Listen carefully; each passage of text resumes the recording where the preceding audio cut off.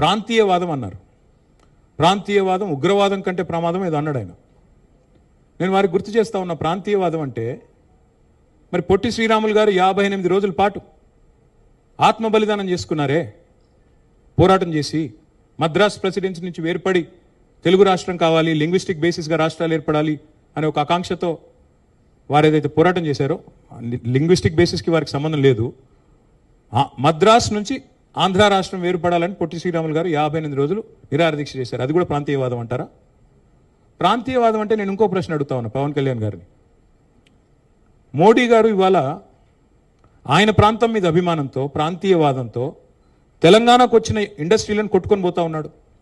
Cannes అనే పరిశ్రమ ఇక్కడ పెట్టాల్సి ఉంటే, ఇక్కడ ఒప్పందం కుదుర్చుకుంటే మా హయాంలో, మా గవర్నమెంట్లో దాన్ని తీసుకుపోయి గుజరాత్లో పెట్టించారు.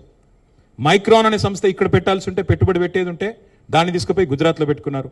మరి జాతీయవాదం ముసుగులో చేస్తున్న ఈ ఆర్థిక ప్రాంతీయవాదం కరెక్టా? ఏది కరెక్టు? అంటే ప్రధానమంత్రి గారు గుజరాత్కే ప్రధానమంత్రిగా వ్యవహరించడం కరెక్టా? చెప్తారా దీనికి సమాధానం పవన్ కళ్యాణ్ గారు? కాబట్టి ప్రాంతీయవాదం, ఇంకో మాట చాలా విచిత్రమైన మాట